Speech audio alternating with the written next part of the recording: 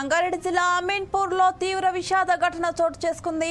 అనుమానాస్పద స్థితిలో ముగ్గురు పిల్లలు మృతి చెందారు. తల్లి అపస్మారక స్థితిలోకి వెళ్లింది. చెన్నయ్య లావణ్య దంపతులు రాఘవేంద్ర కాలనీలో నివాసం ఉంటున్నారు. వీరికి కృష్ణ, మధుప్రియ, గౌతమ్ ముగ్గురు పిల్లలున్నారు. ఈ క్రమంలో గురువారం రాత్రి అందరూ కలిసి పెరుగుతో భోజనం చేశారు. లావణ్య ముగ్గురు పిల్లలు పెరుగుతో తినగా చెన్నయ్య మాత్రం పప్పు ఒకటే తినేసి డ్యూటీకి వెళ్లాడు.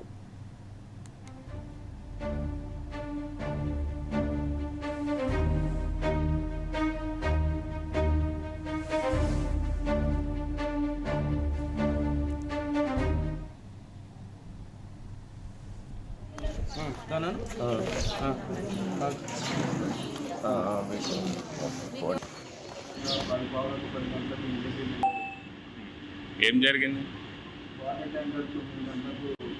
ఇంటికి వచ్చిన అన్నం తిన్నాక 10 గంటలకు ఇంటికి బయలుదేరి చందన రోడ్డుకి వచ్చిన తర్వాత 11:20 నిమిషాలు ఇంటికి వచ్చేవారు.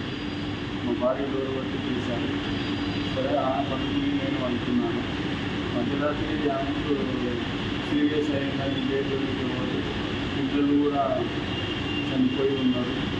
ఆమె మాత్రం సీరియస్ ఉంది. పిల్లల్ని ఎన్ని గంటలకు చూసారు మీరు చనిపోయినట్టు? నేను ఈ అమ్మాయిని మా భార్యను చేసుకొని బయటికి వస్తుంటే నాకు ఒక్కని వీటి దాటి ఏడిస్తే మా అబ్బాయిని పోయి బాబు పక్కన వెళ్ళిపో అని చెప్తామని లేపిన. మా అబ్బాయిని లేపితే మా అబ్బాయి అప్పటి వరకు చనిపోయి ఉన్నాడు. ఇంకొక అబ్బాయిని కూడా వచ్చి చూశాను. ఆ అబ్బాయి కూడా దగ్గర అయిపోయాడు. అమ్మాయి దగ్గరికి వచ్చాను. అమ్మాయి కూడా దగ్గర అయిపోయింది. నా దగ్గర అమ్మాయి పక్కన వండుకున్న అమ్మాయి కూడా పక్కన మీద అట్టే వండుకొని అట్టే దగ్గర అయిపోయింది. ఎక్కడ మీది సొంతూరు? సొంతూరు మేడపల్లి, 11 మండలం, రంగారెడ్డి డిస్ట్రిక్ట్. ఎన్నేళ్ళే ఇక్కడ ఉండబట్టి? నేను 15 అయిపోతుంది.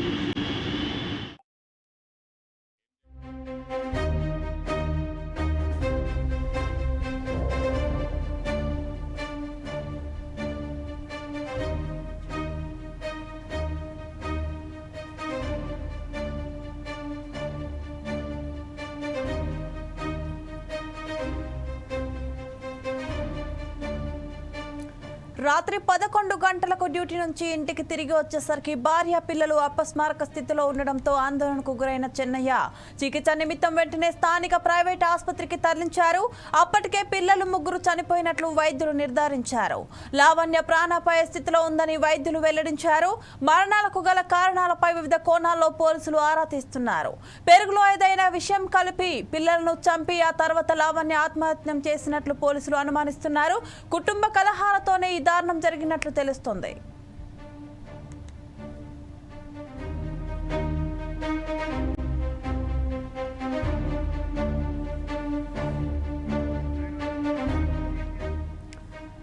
రజిత స్టేట్మెంట్ ను పోలీసులు తీసుకున్నారు. రాత్రి షాప్ నుంచి పెరుగు తెచ్చుకొని నలుగురం కలిసి తిన్నామని రజిత పేర్కొంది.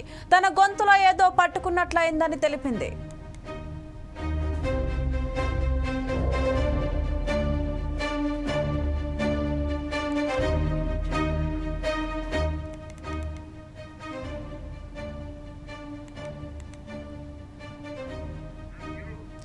చిన్నారులు మృతి చెందడం, ఆమె ఆసుపత్రిలో ట్రీట్మెంట్ చెందడం వెనుక ఉన్న కారణాలేంటి అనే దానిపై పోలీసులు ఆరా తీస్తున్నారు. పెరుగన్నం తిన్నామని పోలీసులకు చెప్పిన రజిత ఇంట్లో డస్ట్ బిన్ లో పెరుగు ప్యాకెట్ ను స్వాధీనం చేసుకున్నారు. హెరిటేజ్ పెరుగు ప్యాకెట్ స్వాధీనం చేసుకున్నారు. అలాగే చిన్నారుల తండ్రి చెన్నయ్యను పోలీసులు తమ అదుపులోకి తీసుకున్నారు. చిన్నారుల మృతి మిస్టరీగా ఉండడంతో చెన్నయ్యను ఆరా తీస్తున్నారు. భార్యాభర్తల మధ్య ఎలాంటి విభేదాలు, తగాదాలు లేవని స్థానికులు చెబుతున్నారు.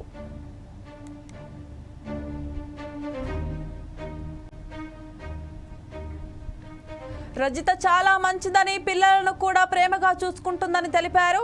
అయితే చెన్నయ్యకు రజిత రెండవ భార్య. చెన్నయ్య, రజిత దంపతుల సంతానమే ఈ ముగ్గురు చిన్నారులు అని స్థానికులు పేర్కొన్నారు. ఇక ఈ ఘటనపై సంగారెడ్డి జిల్లా ఎస్పీ పారితోష్ పంకజ్ స్పందించారు.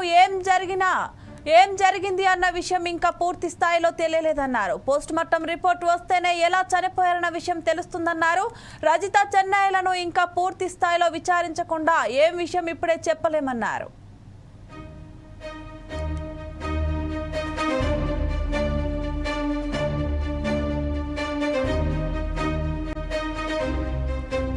కాగా రాఘవేంద్ర కాలనీలోని ఇంటి నుంచి మరికొద్ది సేపట్లో చిన్నారులను మార్చురీకి తరలించనున్నారు. చిన్నారులు చనిపోవడానికి గల కారణాలు ఆరా తీస్తున్నారు.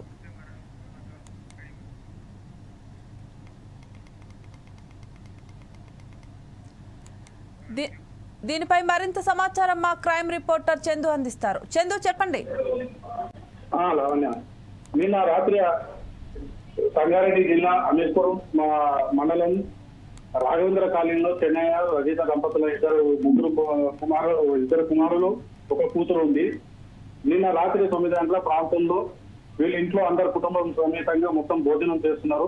భోజన సమయంలో తండ్రి పెరుగన్నము పప్పు రెండు ఉన్నాక తండ్రి మాత్రం పెరుగన్నం ముద్దేసి పప్పు మాత్రమే తిని ఆయన ప్రైవేటు వర్కర్ టైంటర్ డ్యూటీ చేస్తుంటాడు. ఆ డ్యూటీకి వెళ్లే సమయం కావడం వల్ల అతను భోజనం చేసుకుని డ్యూటీకి వెళ్ళాడు. వెళ్ళిన సమయం తర్వాత ముగ్గురు పిల్లలు వాళ్ళు పప్పన్నం తినకుండా పెరుగన్నం మాత్రమే తిన్నారు. తిన్న తర్వాత తల్లి కూడా పెరుగన్నమే తిన్నది. తిన్న తర్వాత వీళ్ళు నలుగురు పండుకోవడం జరిగింది. పండుకున్న తర్వాత తల్లి అపస్మార స్థితిలోకి వెళ్ళిపోయింది. పిల్లలు కూడా అపస్మార స్థితిలోకి వెళ్ళిపోవడం జరిగింది. జరిగిన తర్వాత ఇతను ఎవరైతే చంద్రయ్య భర్త ఉన్నాడో అతను కూడా డ్యూటీకి వెళ్ళి రాత్రి 11 గంటలకు తిరిగి ఇంటికి వచ్చేసాడు. ఇంటికి వచ్చిన సమయంలో నలుగురు మంచంపై పండుకున్నారనే ఉద్దేశంతో అతను కూడా పండుకున్నాడు. పండుకున్న తర్వాత మార్నింగ్ ఉదయం 11 గంటలకు తెల్లవారుజామున 11 గంటలకు 5 గంటల ప్రాంతంలో ఉదయం 5 గంటల ప్రాంతంలో అతని భార్యకు కడుపు నొప్పి వచ్చిందని తెలియడంతో అతను బాగా చుట్టుపక్కల వాళ్ళకు పిలిపించి వాళ్ళందరినీ తీసుకొని ప్రైవేట్ ఆసుపత్రులు తన భార్యను చేర్పించడం జరిగింది. ఆమెను ప్రాణాపాయ స్థితి నుంచి బయటపడ్డది. తర్వాత ఇంటికి వచ్చి తన పిల్లల పరిస్థితి చూసి అక్కడికే మరణించారన్న విషయం తెలిసింది. పూర్తి సమాచారం పోలీసులకు అందించడంతో పిల్లల మృతదేహాలను పోస్టుమార్టం నిమిత్తం హాస్పిటల్ తరలించారు. మృతికి గల కారణాల విషయాలను తన భార్యను రజితను అడగగా అతను ఆమెకు ఏం జరిగిందన్న సంఘటన విషయంపై నాకు తెలియదు అనేది అమాయకంగా చెప్పడం జరుగుతుంది. ఇంత ఘటన జరగడంతో స్థానికంగా అక్కడ కలకలం రేపింది. చిన్నారుల అవంశం తెలియని చిన్నారుల విషయం కలిపి తల్లి కలిపిందని చెప్పి పోలీసులు కానీ అక్కడ చుట్టుపక్కల వారు కానీ భర్త కానీ చెప్పడం జరుగుతుంది. ఏది ఏమైనా సరే కానీ ఈ మధ్యకాలం హైదరాబాద్ మహానగరంలో తల్లులే యమపాశాలుగా మారి ఈ విధంగా జరిగే సంఘటనలు జరుగుతున్నాయి. మన రీసెంట్ గా కూడా హైదరాబాద్ లో ఒక అపంచు లేని 14 రోజుల చిన్నారిని వేడి నీళ్ళు వేసి చంపడం కూడా జరిగిన సంఘటన జరుగుతుంది. వరుస సంఘటనతో హైదరాబాద్ ఉనికిపడుతుంది. ఈ విధంగా తల్లిదండ్రులే పిల్లలకు యమపాశాలుగా మారుతున్నారు. ఈ ముగ్గురు పిల్లల మరణాల వెనుక ఆర్థిక కలహాల లేక ఆర్థిక ఇబ్బందుల కుటుంబ కలహాల లాంటి తెలియాల్సింది ఉంది. పోలీసులు కేసు నమోదు చేసి దర్యాప్తు చేస్తున్నారు. విషయాన్ని మొత్తం మీద చూసుకుంటే ఇంకో కోణం మీద కూడా పోలీసులు ఆరాధిస్తున్నారు. ఎందుకు అనగా భర్త ఎవరైతే చంద్రయ్య ఉన్నదో అతను పెరుగు తినకుండా ఓన్లీ పక్కన తినడం చాలా కూడా కారణాలు వెతుకుతున్నారు. అంటే ఏది ఏమైనా సరే ఈ మరణాల ఇంకా ఒక అభిశుభం తెలియని ముగ్గురు చిన్నారులు అయితే మృత్యువాత పడ్డారు. ఇప్పుడు ఉన్న ఈ కలియుగంలో కన్న తల్లిదండ్రులే పిల్లలకు యమభాషగా మారి వాళ్ళ ప్రాణాల స్థితికి వస్తున్నాయి. అంటే ఏ స్థితిని తీసుకొస్తుందంటే ఆర్థిక పరిస్థితులు కానీ కుటుంబ కళాలు కానీ బాధ్యతత్వం కానీ ఏదైనా వ్యసనాల వల్ల కుటుంబాల్లో చిన్నాభిన్నం అవుతున్న రోజులు. అదే విధంగా ఈ రోజు అమీర్పూర్ రాఘవేంద్ర కాలనీలో జరిగింది. ఏదేమైనా పోలీసులు కేసు నమోదు చేసి దర్యాప్తు చేస్తున్నారు. చందు, ప్రస్తుతం రజిత పరిస్థితి ఎలా ఉంది? ఆరోగ్య పరిస్థితి రజిత పరిస్థితి మెరుగుగా ఉంది. ఆమె అపచారం స్థితి నుంచి బయటపడ్డది. ఆమెకు ప్రాణాపాయ పరిస్థితి అయితే లేదు. ప్రస్తుతం ఆమె కోలుకుంటుంది. ఆమె పూర్తిగా కోలుకున్న తర్వాత పోలీసులు అయితే ఆమె కేసు నమోదు చేసినట్టు విచారణ చేపడతామని చెప్పారు. పూర్తిగా కోలుకున్న తర్వాత ఆమె విచారణ చేపట్టి పూర్తి వివరాలు సేకరించి ఈ మరణాల వెనకాల ఉన్న కారకులు ఎవరైనా సరే వాళ్ళకు శిక్షిస్తామని చెప్పి పోలీసులు అయితే చెప్పడం జరుగుతుంది. చందు, మనం చూసుకుంటే రజిత చెన్నయ్యకి రెండో భార్య అని మనకు తెలుస్తుంది. మరి ఆ పిల్లలు, ముగ్గురు పిల్లల సంతానం రజితకు పుట్టిన వారా లేకపోతే ముందు భార్యకు పుట్టిన వాళ్ళని ఆమె స్టార్టింగ్ నుంచి ఎలా చూసుకుంటుంది? స్టార్టింగ్ నుంచి కూడా మంచిగా చూసుకుంటుంది. ఈ మధ్య కాలంలో వాళ్ళకి ఆర్థిక ఇబ్బందులు వచ్చినాయని చెప్పి, ఆర్థిక ఇబ్బందుల వల్ల కొంత మనసు గొడవలు అయితే ఇద్దరి మధ్యలో స్టార్ట్ అయినాయని చెప్పి జరిగింది. ఆర్థిక ఇబ్బందులు తో పాటు వీళ్ళిద్దరి మధ్యలో సఖ్యత లేకపోవడం కూడా కారణంగా చెప్పుకోవచ్చు. మొదటగా ఆర్థిక ఇబ్బందులు, తర్వాత ఇద్దరి మధ్యలో మనస్పాత భావంతో ఈ మనిషి తల్లి ఏం చేయని స్థితిలో పిల్లలకు విషయం నుంచి తాను కూడా విషయం తీసి పుట్టుకొని చావడానికి సిద్ధపడ్డదని చెప్పి ఒక రకంగా అనుమానంగా వ్యక్తం చేస్తున్నారు స్థానికులు. చందు, చనిపోయే ముందు పిల్లల పరిస్థితి ఎలా ఉంది? అంటే యాక్టివ్ గానే మంచిగానే ఆడుకున్నారా రోజులాగానే, లేకపోతే ఏదైనా డల్నెస్ వాళ్ళలో తెలుస్తున్నట్టుందా? స్కూల్లో కానీ ఇంటి పక్కన వాళ్ళు కానీ ఏమైనా చెప్తున్నారా దానిపైన? ఎలాంటిది లేదు. పిల్లలు రోజువారీగా ఎలా విధంగా స్కూల్కి వెళ్ళడము, ఆటపాటలు ఆడుకోవడము, రోజువారీ కార్యక్రమాలు ఏ విధంగా చేస్తారో ఆ విధంగా చేయడం జరిగింది. కాకపోతే తల్లి విషయం పెట్టిన విషయాన్ని గమనించలేదు. ఎవరైనా తన తల్లి తల్లిదండ్రులు విషయం పెడతానైతే విషయం గమనించి ఎవరు పిల్లలు అనుకోరు కాబట్టి అదే ఉద్దేశంతో పిల్లలు ఆ పెరగనం తినడం, పిల్లలు పెరగనం మాత్రమే తినడంలో ఎంతలో ఉన్న ఒక కారణం అయితే ఇప్పటివరకు ఒక క్వశ్చన్ మార్గం జరిగింది. తప్పకుండా పెరగనమే నా ముగ్గురు పిల్లలతో పాటు తల్లి తినడం ఒక క్వశ్చన్ మార్గం అయింది. ఇందులో ఏమైనా భర్త పాత్ర ఉందా, లేకపోతే భర్తను ఏది పెరుగులో విషయం కలిపి తక్కువ అతను మాత్రమే తిరిగి వెళ్ళడం జరిగిందా లేదా ఈ కోణం అయితే క్వశ్చన్ అనుమానాస్పదంగా ఉంది. తల్లి చేసిందా, తండ్రి చేసిందా అనే విషయం కోణంలో పోలీసులు దర్యాప్తు చేపడుతున్నారు. ఏదేమైతే కానీ ముగ్గురు నిండు ప్రాణాలు అవంశుబంతుల పిల్లల ప్రాణాలు అయితే బలికొన్నారు. ఇవి ఇద్దరు శిక్షారులుగానే భావించవచ్చు ఒక రకంగా చూస్తే. లావణ్య, చందు, ఆ పెరుగు ప్యాకెట్ ని, హెరిటేజ్ పెరుగు ప్యాకెట్ ని అయితే పోలీసులు స్వాధీనం చేసుకున్నారని మనకు తెలుస్తుంది. అది ల్యాబ్ కి పంపించారా? పంపిస్తే రిపోర్ట్స్ ఎప్పుడు రానున్నాయి? పోలీసులు అయితే పూర్తిగా అక్కడ చుట్టుపక్కల వాళ్ళని కూడా ఎంక్వైరీ చేయడం జరిగింది. వాళ్ళు తిన్న ఎవరైతే పెరుగు గిన్నె ప్లేస్ ఆ పెరుగు ప్యాకెట్ తో పాటు అక్కడ ఉండే చిన్న ఇంట్లో ఉన్న పరిసరాలు కూడా పోలీసు వాళ్ళు చిన్నగా పరిశీలించారు. ఆ పరిశీలించిన అన్ని వాళ్ళు టేకప్ చేసుకుని వాళ్ళ పోలీస్ స్టేషన్కి అయితే భద్రపరిచి తీసుకెళ్లారు. ఈ నాకు పంపించిన కూడా పూర్తి వివరాలు సేకరించి రిపోర్ట్ వచ్చిన తర్వాత పూర్తిగా మీడియాకు వెల్లడిస్తామని కూడా పోలీసులు చెప్పడం జరిగింది. Okay, thank you Chandu.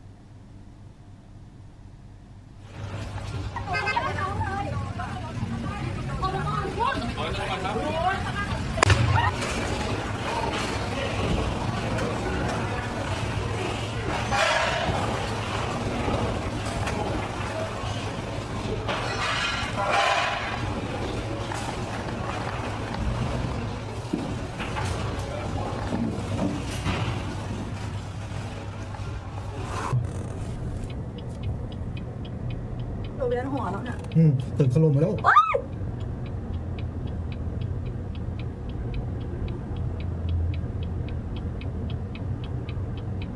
ตึกอะไรไม่น่าถล่ม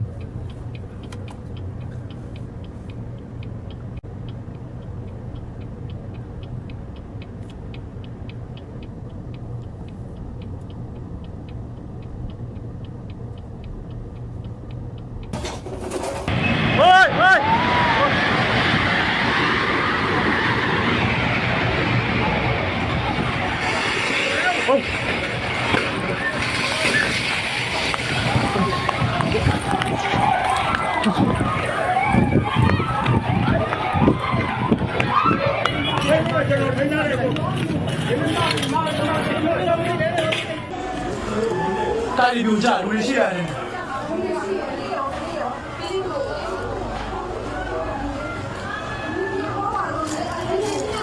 维系给俺买的嘛。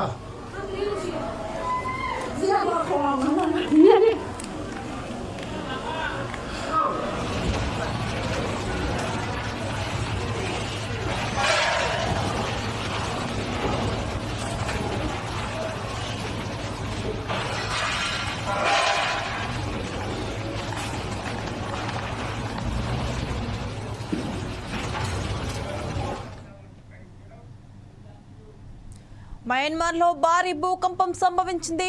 Richter scale పై దీని తీవ్రత 7.7గా నమోదైంది. ఈ భూకంపం కారణంగా పొరుగున ఉన్న థాయిలాండ్ రాజధాని బ్యాంకాక్ లో తీవ్ర ప్రకంపనలు చోటు చేసుకున్నాయి. ప్రకంపనల కారణంగా పలు భవనాలు ధ్వంసమైనట్లు తెలుస్తుంది. ప్రజలు భయాందోళనకు గురయ్యి ఇళ్ల నుంచి బయటకు పరుగులు తీశారు. బ్యాంకాక్ లో ప్రకంపనల తీవ్రత 7.3గా నమోదైంది.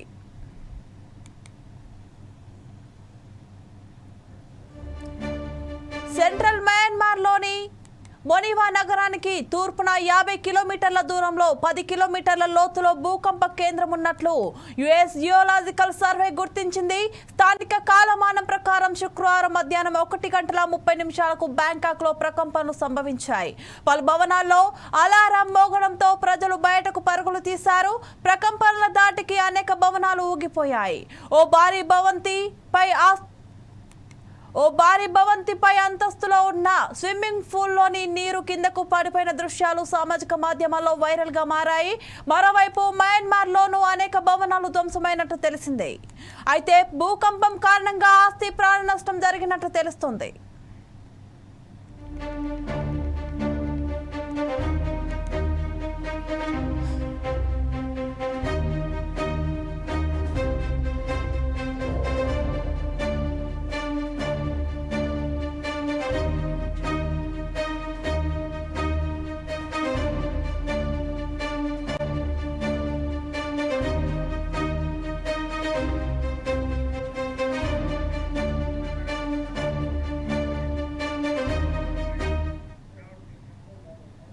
దీనిపై మరింత సమాచారం మా ప్రతినిధి రాకేష్ అందిస్తారు. రాకేష్ చెప్పండి.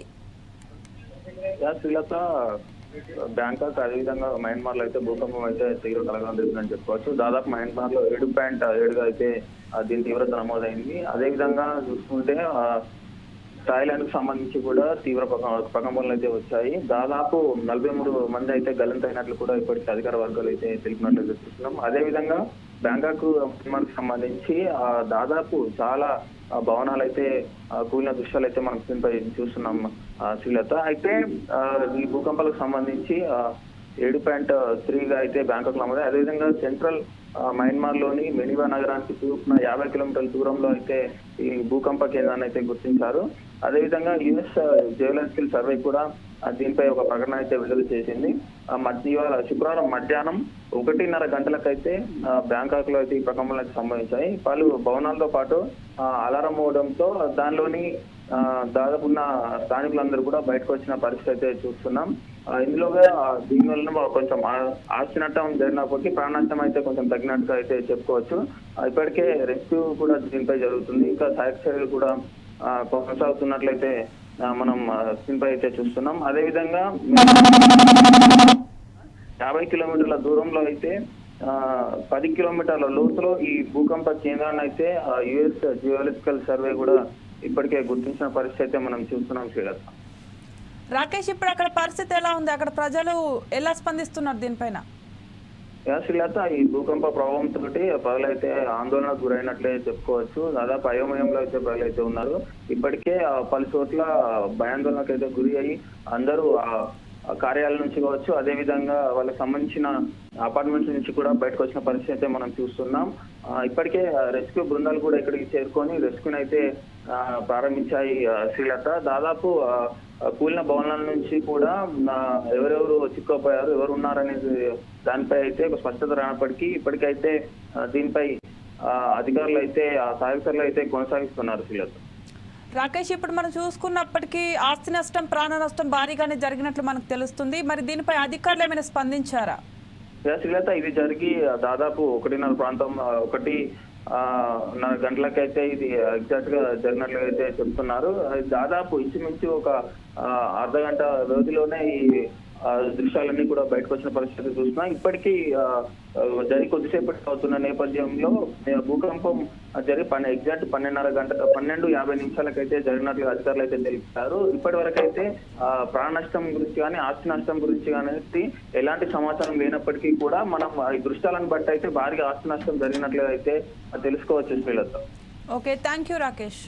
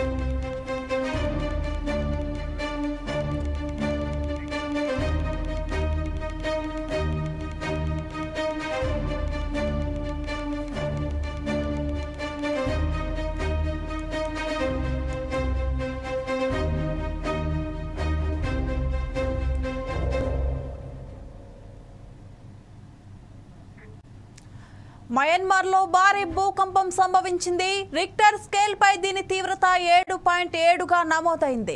ఈ భూకంపం కారణంగా పొరుగున ఉన్న థాయిలాండ్ రాజధాని బ్యాంకాక్ లో తీవ్ర ప్రకంపనలు చోటు చేసుకున్నాయి. ప్రకంపనల కారణంగా పలు భవనాలు ధ్వంసమైనట్లు తెలుస్తుంది. ప్రజలు భయాందోళనకు గురై ఇళ్ల నుంచి బయటకు పరుగులు తీశారు. బ్యాంకాక్ లో ప్రకంపనల తీవ్రత 7.3గా నమోదైంది. సెంట్రల్ మయన్మార్ లోని మొనివా నగరానికి తూర్పున 50 కిలోమీటర్ల దూరంలో 10 కిలోమీటర్ల లోతులో భూకంప కేంద్రం ఉన్నట్లు యుఎస్ జియోలాజికల్ సర్వే గుర్తించింది. స్థానిక కాలమానం ప్రకారం శుక్రవారం మధ్యాహ్నం 1:30 బ్యాంకాక్ లో ప్రకంపనలు సంభవించాయి. పలు భవనాల్లో అలారం మోగడంతో ప్రజలు బయటకు పరుగులు తీశారు. ప్రకంపనల దాటికి అనేక భవనాలు ఊగిపోయాయి. ఓ భారీ భవంతి పై అంతస్తులో ఉన్న స్విమ్మింగ్ పూల్ లోని నీరు కిందకు పడిపోయిన దృశ్యాలు సామాజిక మాధ్యమాల్లో వైరల్ గా మారాయి. మరోవైపు మయన్మార్ లోను అనేక భవనాలు ధ్వంసమైనట్లు తెలిసింది. అయితే భూకంపం కారణంగా ఆస్తి, ప్రాణ నష్టం జరిగినట్లు తెలుస్తుంది.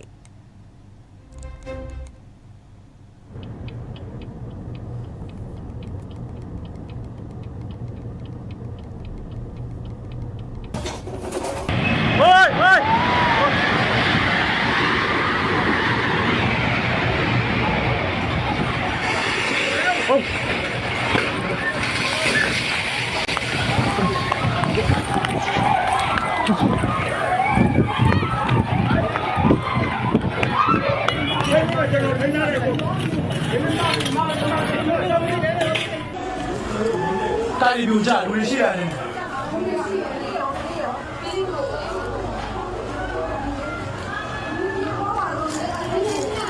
鲁西给俺买的嘛。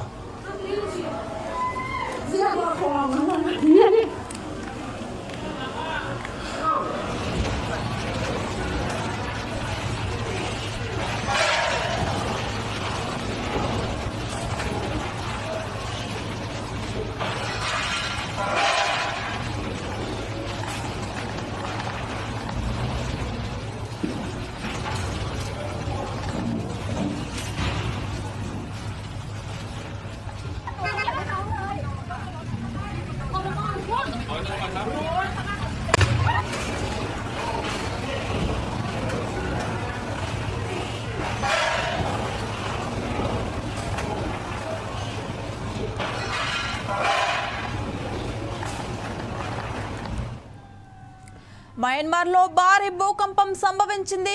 రిక్టర్ స్కేల్ పై దీని తీవ్రత 7.7గా నమోదైంది. ఈ భూకంపం కారణంగా పొరుగున ఉన్న థాయిలాండ్ రాజధాని బ్యాంకాక్ లో తీవ్ర ప్రకంపనలు చోటు చేసుకున్నాయి. ప్రకంపనల కారణంగా పలు భవనాలు ధ్వంసమైనట్లు తెలుస్తోంది. ప్రజలు భయాందోళనకు గురై ఇళ్ల నుంచి బయటకు పరుగులు తీశారు. బ్యాంకాక్ లో ప్రకంపనల తీవ్రత 7.3గా నమోదైంది.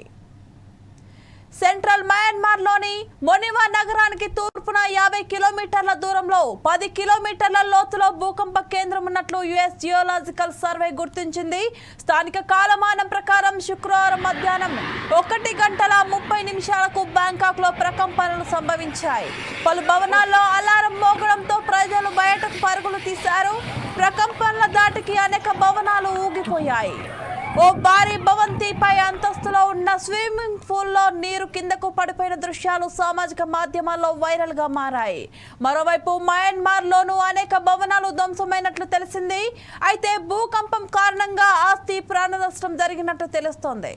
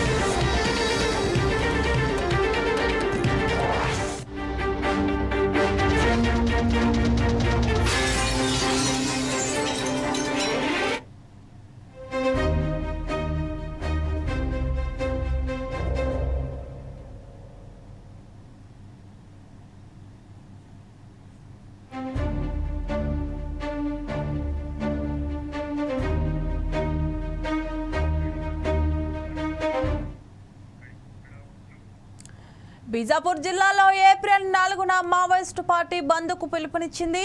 ప్రభుత్వం చేపట్టిన ఆపరేషన్ కగార్కు వ్యతిరేకంగా మావోయిస్టు పార్టీ మేరకు లేఖ విడుదల చేసింది.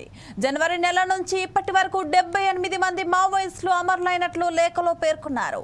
ఈ లేఖను పశ్చిమ బస్తర్ డివిజన్ అధికార ప్రతినిధి మోహన్ పేరుతో మావోయిస్టు పార్టీ విడుదల చేసింది.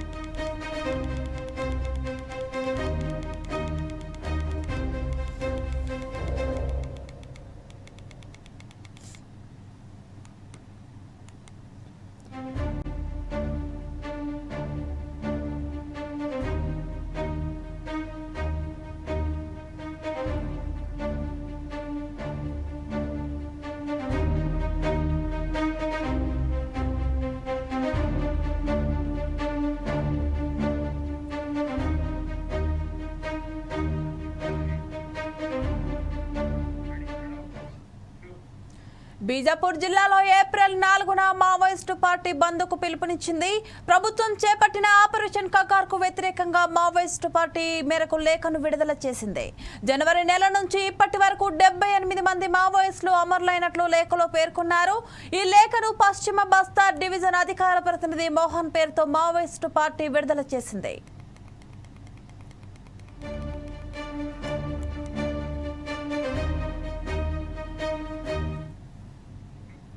దీనిపై మరింత సమాచారం మా వరంగల్ ప్రతినిధి సుధాకర్ అందిస్తారు. సుధాకర్, చెప్పండి. అంటే ఆపరేషన్ కగా పేరు చెప్పగానే మాత్రం మావోయిస్టులకు కంటికి కులికి లేకుండా కూర్చొని ఈ జనవరి నుంచి ఇప్పటి చూసుకున్న దండాకారణంలో ఆపరేషన్ కగార్లో భాగంగా పోలీసులు దండాకారణ మొత్తం గట్టి చేసుకుంటూ కూబింగ్ చేయడం జరుగుతుంది. ఈ నేపథ్యంలో ఇప్పటికీ జనవరి నుంచి నేటి వరకు జరిగిన ఎన్కౌంటర్లో మాత్రం సుమారు 78 మంది మావోయిస్టులు ఎన్కౌంటర్ పాల్గొన్నారు. ఈ నేపథ్యంలో ఆపరేషన్ కగార్ను నిరసిస్తూ మాత్రము మావోయిస్టు పార్టీ మాత్రం బంద్ పిలుపునిచ్చింది. అది కూడా ఏప్రిల్ 4న ఛత్తీస్గఢ్ రాష్ట్రం బీజాపూర్ జిల్లాను ఖచ్చితంగా బంద్ పార్టీ చేయడం మాత్రం ఈ రోజు లేఖ విడుదల చేశారు మావోయిస్టు పార్టీ అధికార ప్రతినిధి. మాత్రము ఈ మధ్య కాలంలో కేంద్ర రాష్ట్ర ప్రభుత్వాలు మావోయిస్టు అంచెవేత కోసం ఆపరేషన్ కగార్ అనే పేరుతోటి మాత్రము ఛత్తీస్గఢ్ దండకారణ మొత్తం కుదించిస్తున్న నేపథ్యం కనబడుతుంది. ఈ నేపథ్యంలో ఈ 6 నెలల కాల వ్యవధిలో సుమారు 250 మావోయిస్టులు ఈ ఎన్కౌంటర్ ప్రాణాలు కోల్పోయారు. అందులో చూసుకుంటే గత 3 రోజుల క్రితం కూడా ఒక ఎన్కౌంటర్ జరిగింది. ఈ ఎన్కౌంటర్ లో మావోయిస్ట్ పార్టీ అగ్రనేత సుధాకర్ కూడా మరణించడం జరిగింది. ఈ సుధాకర్ స్వస్థలం వచ్చి వరంగల్ జిల్లాగా తెలిసిన విషయం అందరికీ. అయితే ఈ ఆపరేషన్ కగార్ ను ఖచ్చితంగా నిర్వహించడం మాత్రం మావోయిస్టు పార్టీ ఇప్పటికే ఎన్నో ప్రకటనలు చేయడం జరిగింది. కానీ కేంద్ర రాష్ట్ర ప్రభుత్వంలో మావోయిస్టులు మీరు ఆ అరణ్యాన్ని వీడి జనంలోకి రండి, మీకు ఏమైనా కావాలంటే మాత్రం కేంద్ర రాష్ట్ర ప్రభుత్వం మీకు ఖచ్చితంగా మీకు సలహాలు ఇస్తామని చెప్పి కేంద్ర రాష్ట్ర ప్రభుత్వం చెప్పినా కూడా మావోయిస్టులు మాత్రము దండకాలను వండుకుంటూ వాళ్ళ కార్యక్రమాలు కొనసాగిస్తున్నారు. అయితే ఈ కార్యక్రమాలు అడ్డుకునేందుకు మాత్రం మావోయిస్ట్ పార్టీ అంతిమత కోసం ఇప్పటికీ కేంద్ర రాష్ట్ర ప్రభుత్వాలు మాత్రము బలగాలు మొత్తం దండకాలను చుట్టుముట్టి ఈ మావోయిస్ట్ అంతిమత కోసం ఒక ప్రణాళిక చేపట్టిందనుకోవచ్చు. చేరతా సుధాకర్, అసలు ఆపరేషన్ కగార్ అంటే ఏంటి, దానివల్ల ఎంతవరకు మేలు జరిగే అవకాశాలు ఉన్నాయి? ఒకటే చూసుకోవచ్చు, కేంద్ర రాష్ట్ర ప్రభుత్వాలు ఆపరేషన్ కగార్ అనే పేరుతోటి మావోయిస్టుల అణచివేత కోసం ఈ ఆపరేషన్ కగార్ తీసుకోవడం జరిగింది. అయితే పోలీసులు మాత్రము ఆపరేషన్ కగార్ పేరుతోటి మావోయిస్టుల అణచివేత కోసం పోలీసులు ప్రయత్నాలు చేస్తున్నారు. కానీ మావోయిస్టులు మాత్రము వాళ్ళు ఇంకా ఉనికి చాటుకోవడం కోసం మాత్రము కొత్త ప్రయత్నాలు చేస్తూ ఈ మధ్య కాలంలో మావోయిస్టులు ఇంకా కొంతమంది రిక్రూట్మెంట్ చేసుకుంటే మనకు సమాచారం జరిగింది. గత 3 రోజుల క్రితం జరిగిన ఎన్కౌంటర్ లో ఒక లేఖ మావోయిస్టుల దగ్గర నుంచి లేఖ పోలీసులకు చిక్కడం జరిగింది. ఆ లేఖలో మాత్రం సుమారు 140 మంది యువకులు మరియు బాలబాలికలను రిక్రూట్మెంట్ చేసుకుంటూ వాళ్ళకు ట్రైనింగ్ ఇస్తున్న మాత్రం ఆ లేఖలో ఉన్నట్టు మాత్రం పోలీసులు చెప్పడం జరిగింది. ఇది ఇంతవరకు నిజమైన తెలియదు కానీ సుమారు మాత్రము 11 సంవత్సరాల నుంచి 17 సంవత్సరాల వయసు గల వాళ్ళు 40 మంది, 17 నుంచి 21 సంవత్సరాల వయసు గల వాళ్ళు మరో 40 మంది, అంతేకాకుండా 18 నుంచి 25 సంవత్సరాల వయసు ఉన్న వారు మరో 50 మంది, సుమారు 140 మంది మాత్రం ఇప్పటికీ 30 మంది మాత్రము వాళ్ళకు కార్యక్రమాలు అలాగే ఫైరింగ్ వాటికి సంబంధించిన కార్యక్రమాలు నేపథ్య ప్రయత్నం చేశారు. దీన్ని అడ్డుకట్ట వేసింది మాత్రము పోలీసు బలగాలు మాత్రం ఇప్పటికీ దండకాండ మొత్తం చుట్టుముట్టాయి. మావోయిస్టులు ఎక్కడ కనబడితే ఎక్కడ తారసపడ్డా వాళ్ళని ఎన్కౌంటర్ చేయడము లేకపోతే లొంగిపోవని చెప్పడం జరుగుతుంది. కానీ మావోయిస్టులు మాత్రము లొంగిపోయే ప్రసక్తి లేదంటూ మాత్రం మావోయిస్టులు ముందుకు వస్తున్నారు. కానీ కేంద్ర రాష్ట్ర ప్రభుత్వం మాత్రం ఆపరేషన్ గజాల భాగంగా హిడ్మా అంటే ఇప్పుడు ప్రస్తుతం చూసిన మాత్రం మావోయిస్టు పార్టీలో అగ్రగానిగా పేరుగాంచింది మాత్రము దామోదర్ హిడ్మా. అయితే హిడ్మాను టార్గెట్ చేసుకుంటూ ఇప్పటికీ హిడ్మా ఉన్న సొంతూరు గ్రామాన్ని కూడా పోలీసులు మొత్తం చుట్టుముట్టారు. కానీ ఇప్పటికీ మాత్రం హిడ్మా అయితే ఎవరికి అంత చిక్కని పరిస్థితి, అతను ఎక్కడ ఉన్నాడో మాత్రం ఎవరికి తెలియదు. కానీ ఖచ్చితంగా హిడ్మాను ఒక్కరిని పట్టుకుంటా మాత్రం మావోయిస్టు పార్టీలో 70% మావోయిస్టులు అంచవేత కోసం ఓచన వదిలిస్తుంటే మాత్రం పోలీసులు మొత్తం దండకాండని చూపించేస్తున్నారు అనుకో. Okay, thank you Sudhakar.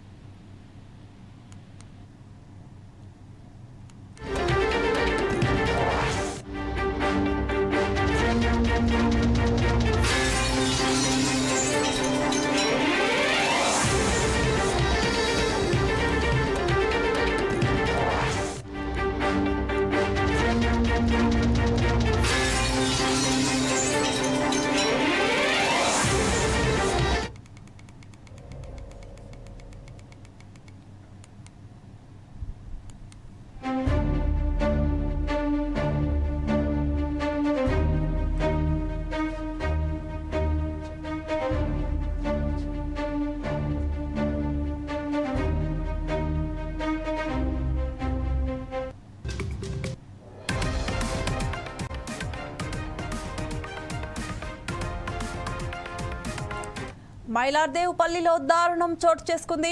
14 రోజుల పసికందును నీళ్ల బకెట్లో వేసి ఓ తల్లి హత్య చేసింది. తమిళనాడు ప్రాంతానికి ముదిలాని మణి, ఆరోగ్య విజయ్ భార్యాభర్తలు అలీనగర్లోని ఓ కంపెనీలో పనిచేస్తూ అదే ప్రాంతంలో నివాసం ఉంటున్నారు. వీరికి ఒక కుమారుడు, 14 రోజుల కుమార్తె ఉన్నారు. మణికి 2 కిడ్నీలు పాడైపోవడంతో అతడి చికిత్స కోసం పెద్ద మొత్తంలో ఖర్చు చేశారు. దీంతో గత కొన్నాళ్లుగా ఆర్థిక ఇబ్బందులు ఎదుర్కొంటున్నారు. అదే సమయంలో పాప జన్మించడంతో ఆమె పోషణ విషయమై ఆరోగ్య విజయ్ ఆందోళన చెందుతుంది. ఈ నేపథ్యంలో ఈ నెల 25న భర్త పనికి వెళ్లిన సమయంలో విజయ్ తన కుమార్తెను బాత్రూంలోని నీటి బకెట్లో పడేసి హత్య చేసింది. కేసు నమోదు చేసి దర్యాప్తు చేపట్టిన పోలీసులు ఆమెను అదుపులోకి తీసుకుని విచారించగా తానే హత్య చేసినట్లు అంగీకరించింది. గురువారం నిందితురాల్ని అరెస్టు చేసి రిమాండ్కు తరలించారు. 5 తారీఖు నాడు ఈ నెల ఉదయం 11 గంటలకు ఒక 14 రోజుల ఫిమేల్ బేబీని ఎవరో గుర్తు తెలియని వ్యక్తులు వాళ్ళ మదర్ స్నానానికి వెళ్ళినప్పుడు తొట్టెల నుంచి తీసుకెళ్లి బాత్రూంలోని వాటర్ బకెట్లో వేయడం మూలంగా చనిపోయిందని చెప్పి సాయంత్రం ఫిర్యాదు ఇచ్చారు 25వ తారీఖున. అట్టి ఫిర్యాదు పైన మేము కేసు రిజిస్టర్ చేసుకుని ఇన్వెస్టిగేషన్ ప్రారంభించాం. ఆ కేసులో ఫిర్యాదుదారుడు అట్టి మృతురాలు తండ్రి మరితి కాంప్లైంట్ ఇచ్చాడు. వాళ్ళు బిలాంగ్స్ టు తమిళనాడు స్టేట్, ఇక్కడ వాళ్ళు కాదు. 4 years నుంచి వాళ్ళు ఇక్కడ ఒక జయ ఫుడ్ కంపెనీలో వర్కర్స్గా పనిచేస్తున్నారు. వీళ్ళకి ఆల్రెడీ ఒక బాబు ఉన్నాడు 1 year. ఇప్పుడు ఈ 14 days బేబీ అంటే March 11th ఆమె డెలివరీ అవుతుంది. ఆరోగ్య విజయ అని తన భార్య. ఈమె హత్య చేయడానికి కారణం ఏంటంటే ఈ భర్త యొక్క కిడ్నీలు 2 కూడా ఫెయిల్ అయినాయి, ఆయన ఆరోగ్యం బాగలేదు, ఎంతకాలం బ్రతుకుతాడో తెలియదు అని ఈమె మదనపడి ఆడపాప పుట్టింది, మళ్ళీ మేము చదివించాలా పెళ్లి చేయాలంటే బాగా ఇబ్బందులు అవుతాయని చెప్పి భావించి ఆమె తన సొంత కూతుర్నే బాత్రూంలోని ప్లాస్టిక్ బకెట్లో వాటర్లో వేసి చంపేసి మళ్ళీ పాప కనిపిస్తలేదని చెప్పి వాళ్ళ అత్తమ్మకు మిగతా వాళ్ళకు చెప్పి కొద్దిసేపు యాక్ట్ చేసింది. మేము కేసు రిజిస్టర్ చేసిన తర్వాత పోస్ట్ మార్టం తీసుకున్నాం. పోస్ట్ మార్టం రిపోర్ట్లో కూడా ఆ పాప వాటర్ తాగి చనిపోయినట్టుగానే రిపోర్ట్ వచ్చింది నివేదిక. మరియు ఈరోజు ఆమె తల్లిని అదుపులోకి తీసుకొని విచారిస్తే తన కూతురును తానే చంపినట్లుగా ఒప్పుకుంది. మేము వారి యొక్క వాంగ్మూలం నమోదు చేసుకొని ఈరోజు అరెస్ట్ చేసి కోర్టులో ప్రొడ్యూస్ చేయడం జరిగింది. 25వ తారీఖు నాడు ఈ నెల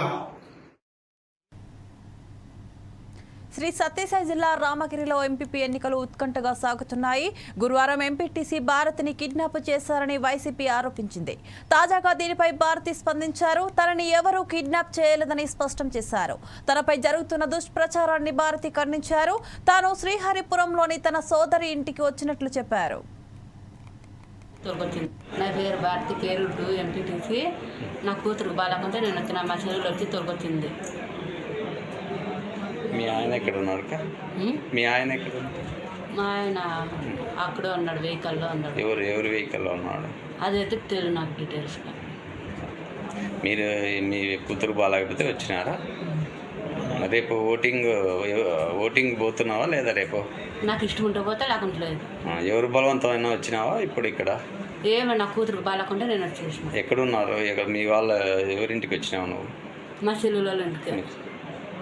నా పేరు భారతి, పేరు 2 ఎంపీటీసీ. వికారాబాద్ జిల్లా కుప్పగిరి గ్రామ శివారులో ప్రమాదవశత్తు ట్రాక్టర్ పై నుంచి పడి ఓ వ్యక్తి మృతి చెందాడు. కస్తూరుపల్లికి చెందిన గోపాల్ కుప్పగిరిలోని దర్గాకు పంచాయతీ ట్రాక్టర్లో వెళ్లాడు. కూర్చున్న కాసప్ప ట్రాక్టర్ పై నుంచి కింద పడ్డాడు. మృతుడి భార్య ఆసమ్మ ఫిర్యాదుతో కేసు నమోదైంది. ఘటనపై విచారిస్తున్నట్లు ఎస్ఐ రవిగౌడ్ తెలిపారు.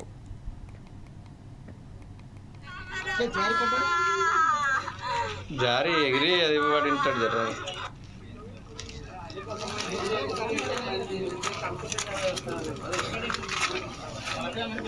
వెనక టైర్ ఎక్కిందంటే ఎదమిన్కెళ్ళి ఎక్కింది,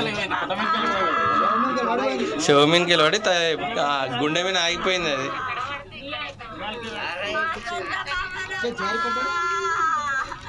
జారి ఎగిరి అది వాడి ఉంటాడు జర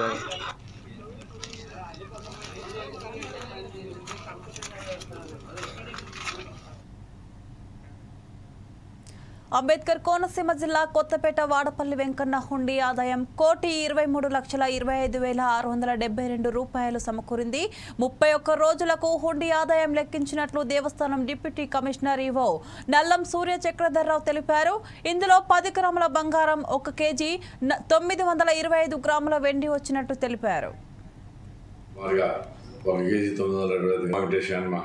ఆత్రేయపురం మండలం వాడపల్లి గ్రామంలో వేంచేస్తున్న స్వయంభూ వెంకటేశ్వర దేవస్థానంలో ఈ రోజున హుండీలు 31 రోజులుగాను లెక్కించగా 1,23,25,672 రూపాయలు కరెన్సీ చిల్లరగా మరి రావడం జరిగింది. మరియు సుమారుగా 1 కేజీ 925 గ్రాములు వెండి, 10 గ్రాములు బంగారం కూడా వచ్చింది. ఇది కాకుండా 20 విదేశీ మార్గ రూపాయలు కూడా రావడం జరిగింది. కావున భక్తులందరికీ ఈ విషయం తెలియజేసుకుంటున్నాం. నమో వెంకటేశాయ నమః. ఆత్రేయపురం మండలం వాడపల్లి గ్రామంలో వేంచేస్తున్న స్వయంభూ వెంకటేశ్వర దేవస్థానంలో ఈ రోజున హుండీలు 31 రోజులుగాను లెక్కించగా 1,23,25,672 రూపాయలు కరెన్సీ చిల్లరగా మరి రావడం జరిగింది. మరియు సుమారుగా 1 కేజీ 925 గ్రాములు వెండి 10 గ్రాములు బంగారం కూడా వచ్చింది. ఇది కాకుండా 20 విదేశీ మార్గ రూపాయలు కూడా రావడం జరిగింది. కావున భక్తులందరికీ ఈ విషయం తెలియజేసుకుంటాం. నమో వెంకటేశాయ నమః.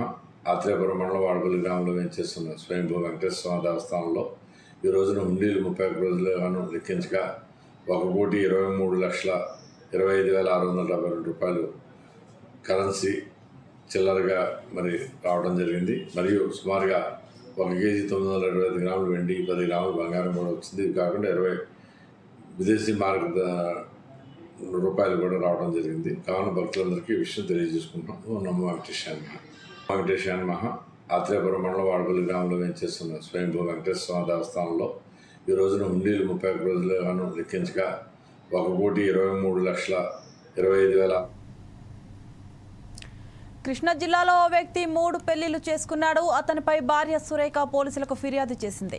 విడాకులు ఇవ్వకుండా వేరొక మహిళను వివాహం చేసుకున్న తన భర్తపై చర్యలు తీసుకోవాలని సురేఖ డిమాండ్ చేసింది.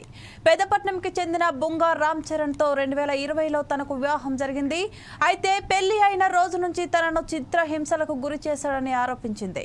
ఇతర మహిళలతో ఉన్న అక్రమ సంబంధాల నేపథ్యంలో తనకు అబార్షన్ కూడా చేయించాడని తెలిపింది. తనకు విడాకులు ఇవ్వకుండా 3 రోజుల క్రితం వేరే మహిళ తో వివాహం చేసుకున్నాడన్న సమాచారంతో పోలీసులను ఆశ్రయించినట్టు ఆమె తెలిపింది.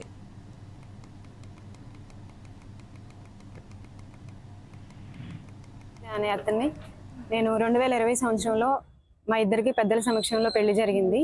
అప్పటి నుంచి తను తాగడం, నన్ను చిత్రహింసలు పెట్టడం, వేరే అమ్మాయిలతో మాట్లాడడం ఇలా చేశాడని నాకు తెలిసింది. తర్వాత నాకు